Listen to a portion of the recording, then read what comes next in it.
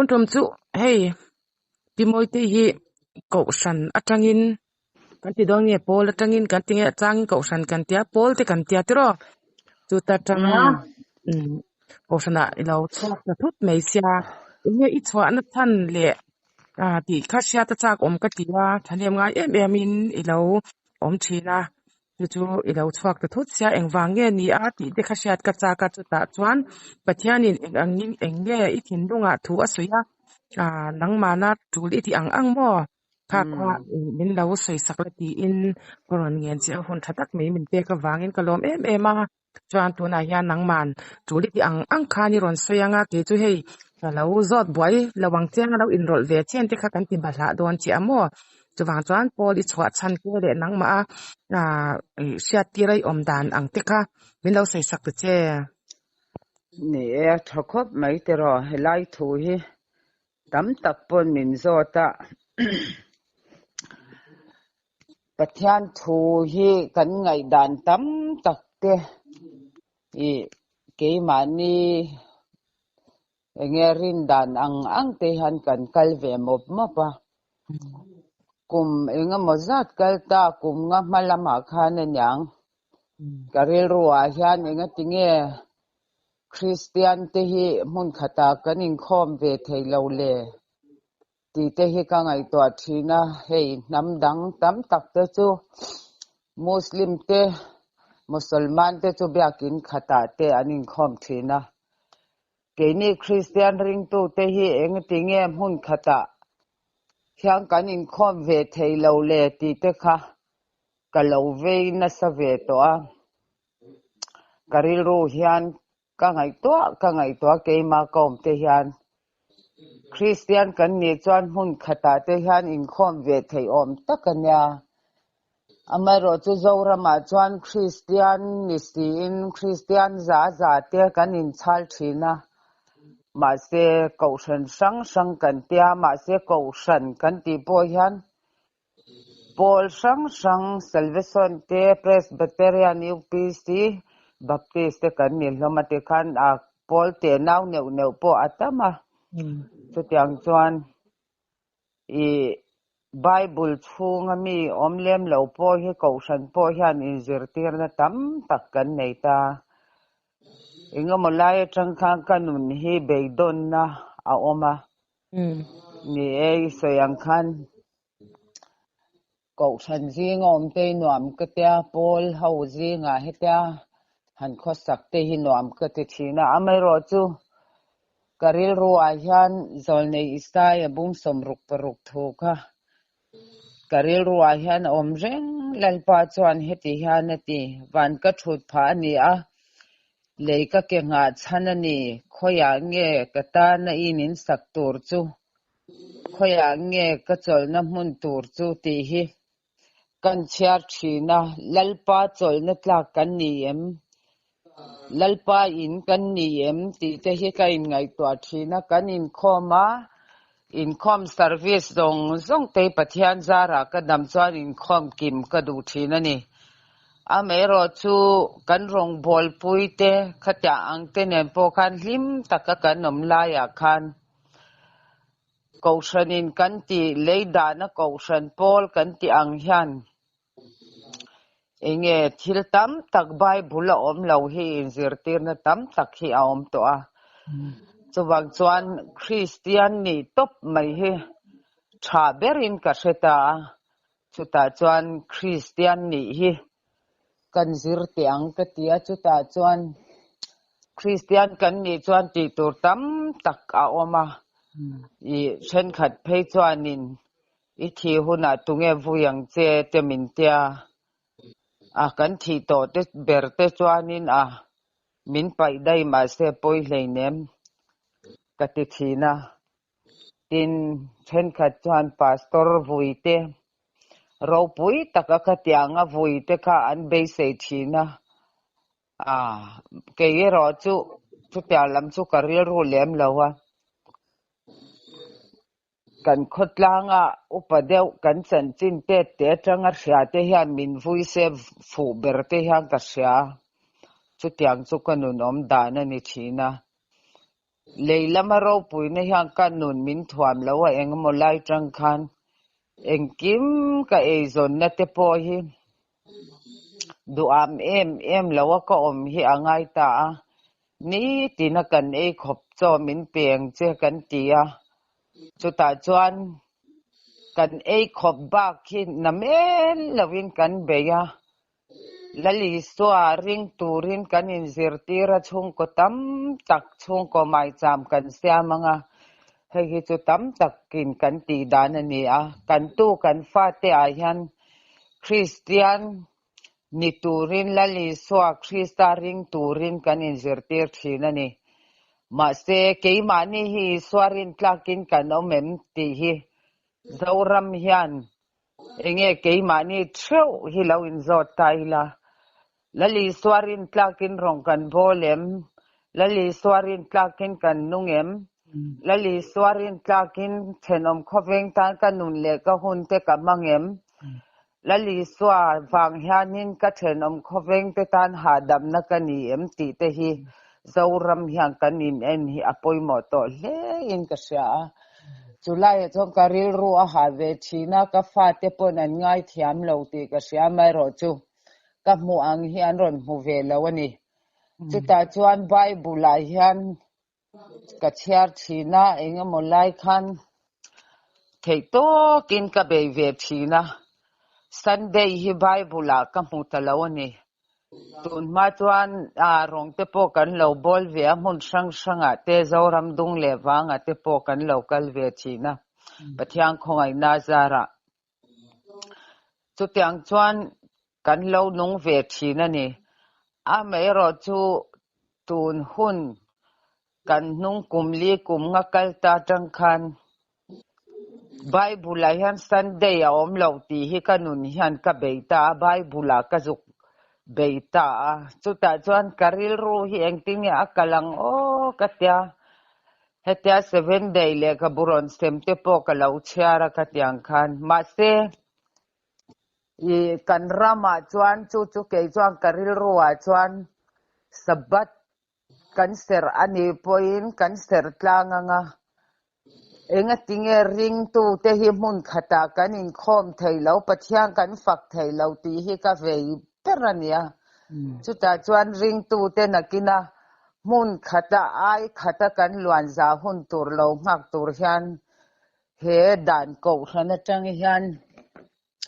pol le dan atang hian ka chwa ri angai ni he ka tia chuta chuan ke ma hian ka hlim ve ema fakla siam tu in engkim kalsan vekin lalpa cross po in ka zuyang che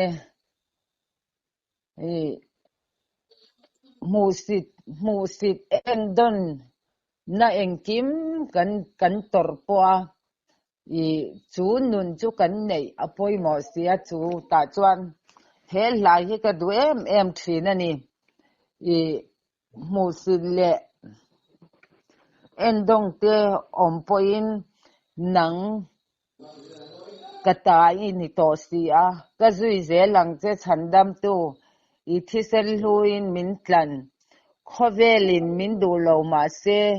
khongai nain min shwai zelang che khovel chak na tin reng bo ma chak na tin reng bo se ka bei sei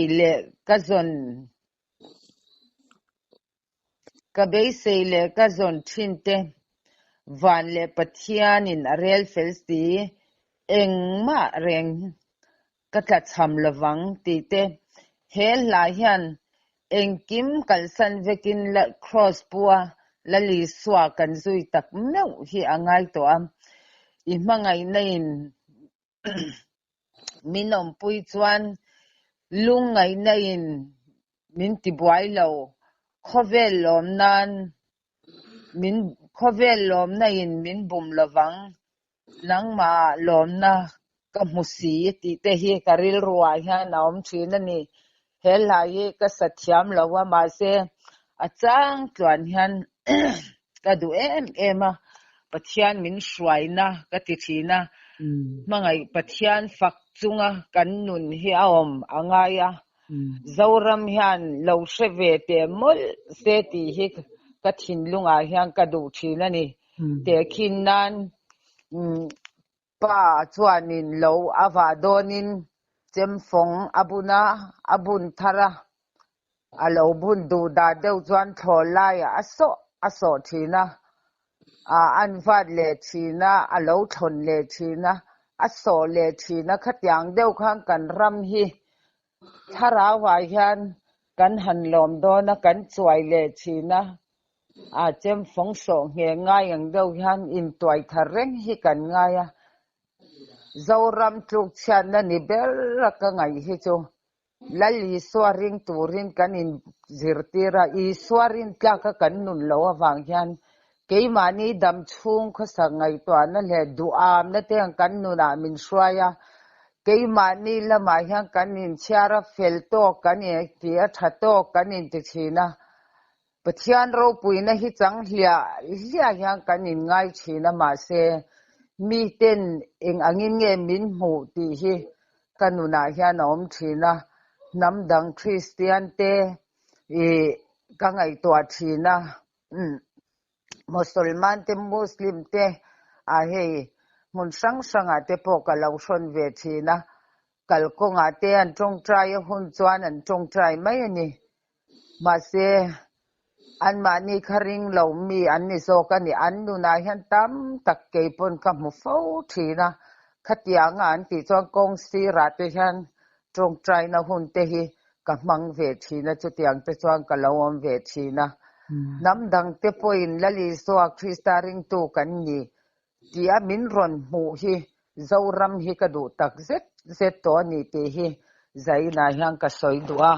chuwang chuan pola kanoma ni alomom karong bol pui te an fel lutuk an thalutuk rong bol pui po an nuam amai ro chu tuna ro chuan enge kan bible Sunday ka mu to lo wangin kari head Sunday awm miao lo awang chuan bible la thuom lo anga thut reng kha kanun hian a thei to lo wangin ril ro bai vai dewin ka chuak ta ma se katan lalpan kong min lo hon alo ni charlie thina hian kanun shom na zong te kanun kong fel lo te ka hriat fiat thiam lo zong kha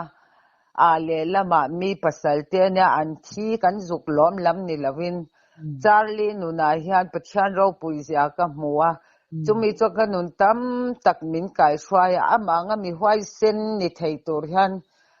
in buat sai ve tai la ti te hi karil ruwa hian oma kan ram tluk chianna kan shelawa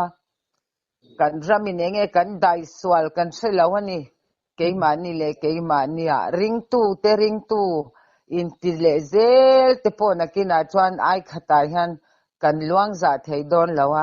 enge tinge Muslim chumhun khatan in khom theya Musulman chumhun khatan in khom theya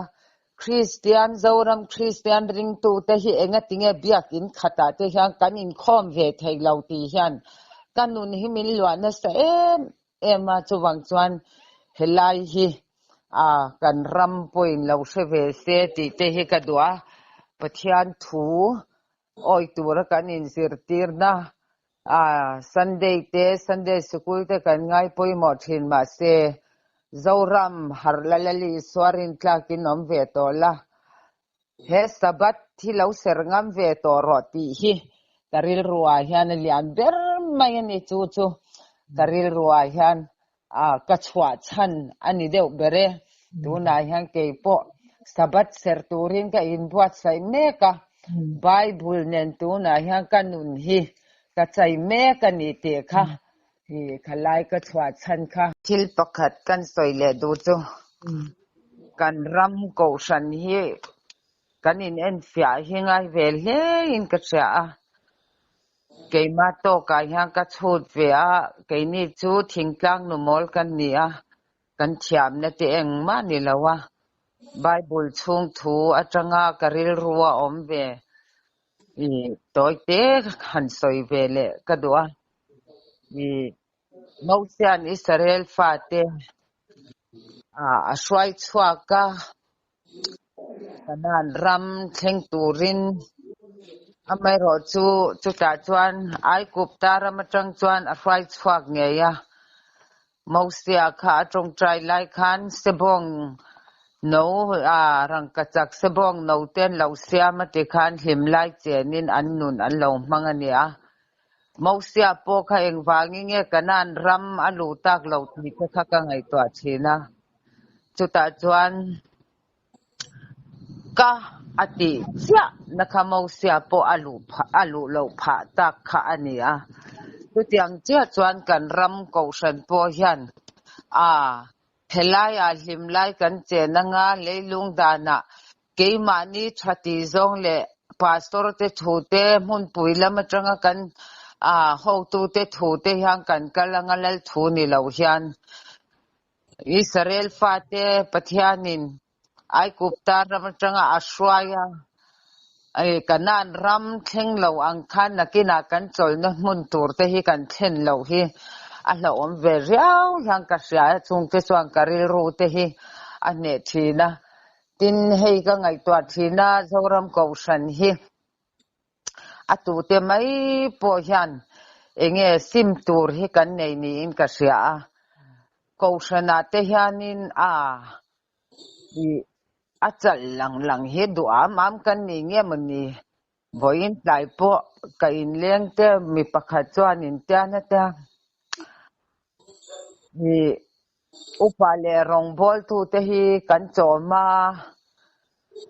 upale rongbol tu te hian min chom nan nei ve lawa ti sa tharau hian member te chuan kan chom renga lo ma tia adik viau hian ka sia tin chutia ang alo ni po an ma ni kha ka zuk sel chuan lawa ko thana te po hian hei pol anga te po hian upale rongbol tu te po hi sel lavila an thalave an tling lave kan ti ni chuan atling le thain ti hian rongbol turania chutiang chuan kan ram te hi kan in sel ton na sa ema upale rongbol tu te po eile eilo te kan nei china hei hi chu ni china ka soita kan khan kan ram hi pathian thua kan hartok lo wang nia ka ngaya ke chuan kan upale rongbol tu te sel na kan shat te chuan keimani lampo hi kan dik tok lo ni in ka ngai thina tin upale rongbol tu te po in enge kan rongbol chan kan rongbol na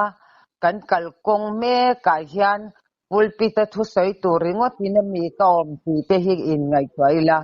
nilave pon lam nuna biakin pe la hian kan nun hi aom turani ti hi thei ngil lo la ti he ka duwa rongbol tu le upanga phei chu mi ten min en dan te asang thina chutiang chuan kan upa te kan rongbol tu te kan da sanga pastor te phei chu khi ta kan da thina ni chutiang kan ni awang chuan biakin chunga chau te thu soi lovila kan len na ate thenom khoveng ina kan chuan kai na ate lali swa nei tu kan ni lali swa nei tlak lali swa thinlung putu ni he apoi mo em chu wang chuan tuna kan himlai chen na kan in om tlei na hian nakina kanan ram min swai thleng lawin khoi mo lai a hian kan thlum veang ti te po hi a hlawom em chung te chu karil ruwa hian alian thina hei fapatan bo te po kan soi thina ma se fa uchan lek ang te han rong kan bol ang ti te po hi a hlawom ema ke mani phak to ka kan ngai to pon tin bible la om lo thu kan in zirtir tam lu to te ko shanin thil tam tak bible chung thua om lo kan phwa chop tam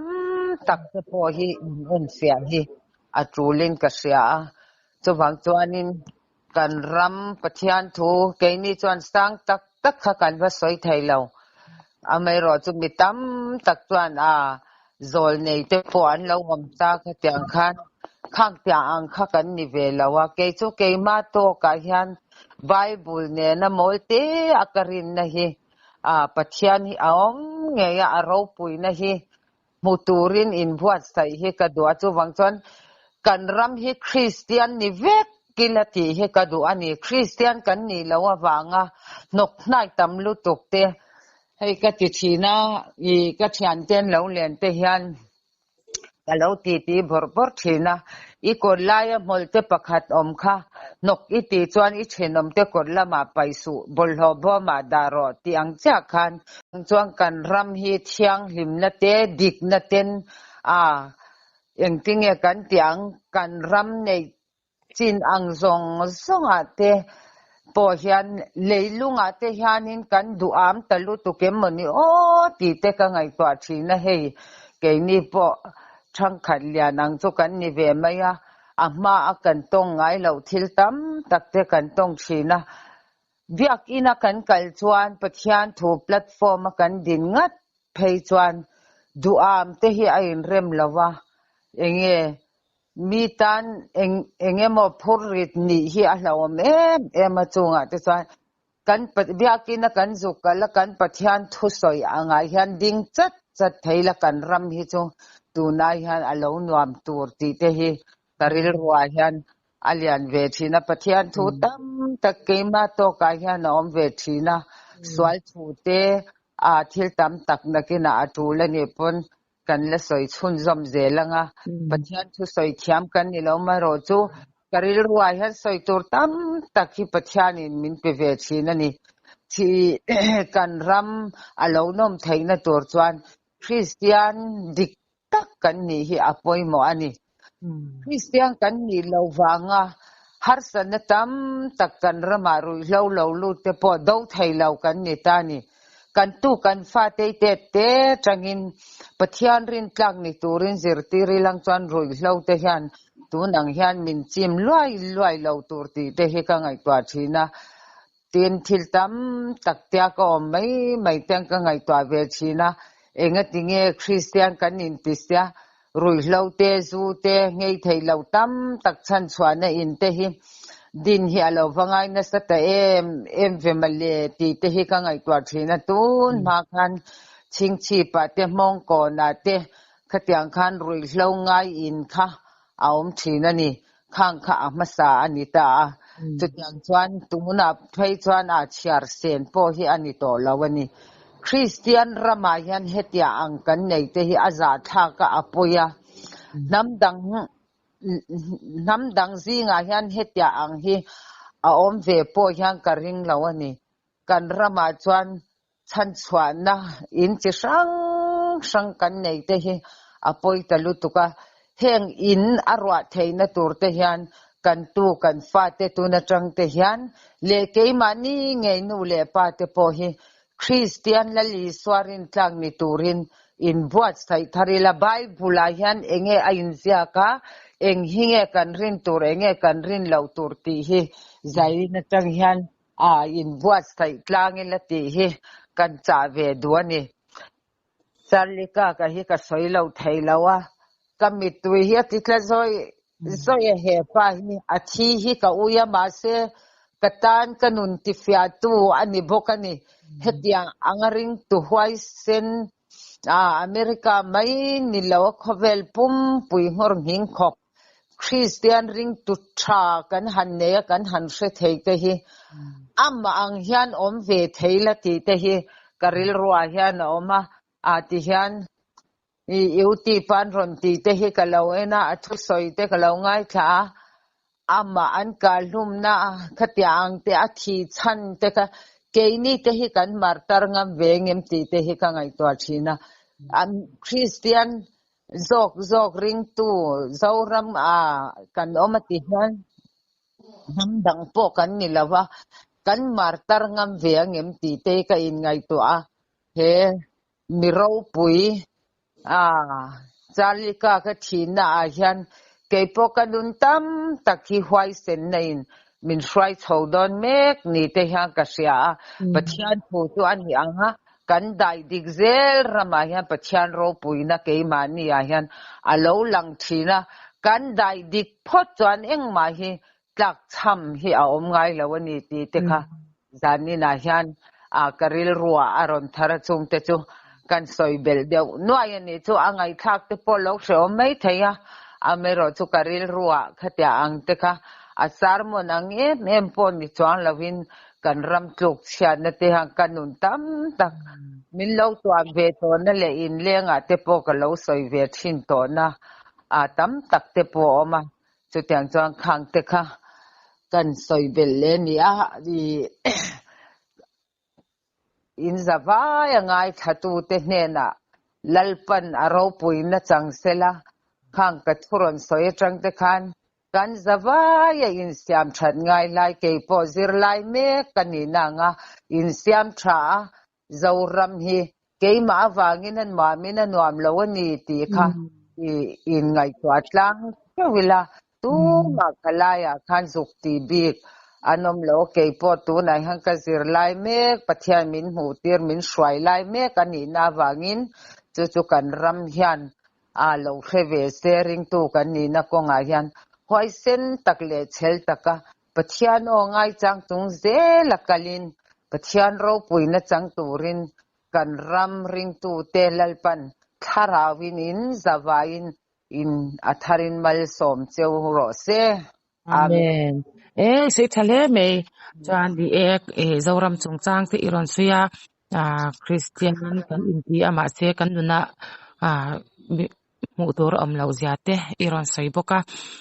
kan ram kan mangai atul ziate helo turam dang kan neilawa mi zo ten christian ram inti te hian kan ram alo nom theile tur chuan kan pian tharna kan christian ne hi tun aya mason le zwala in then om khoven ate rong bol na ko nga te lali swa zui tu lali swa nun ang nganung tura kan in buat sai da sat angai iti na ka ngai mo bokina aro pui katia ni mason zel tur kan nia in siam zel tur kan nia helo turam dang kan nei lawa kan ram ma pathian thu anga kan khwa apo ti me yang kan ram te pe chu ke ni ve theipo ni lawa tero kan ve phalo le zwala ve ni khotlang ge po alo nom ze na tur chuan pathian thu pathian mi inti te na kan oi le zwal kan nuna iswanun kan tar la na ngai ni ti kha iron se tang khan ke po mo ruwa lo oma aro pui ka ti inkom na hun thatak mai min pe ka duai soi toya ale pe ka po loin bua sai le la bo le pe ka chwa sarmon nang ma pathian thu lo om te kha min pon chwa sak le don ya o ni rem changa kan lati le don ya pathian ron chung zelin ole mutui mutui le hun tha min pe ka lom tu ke ole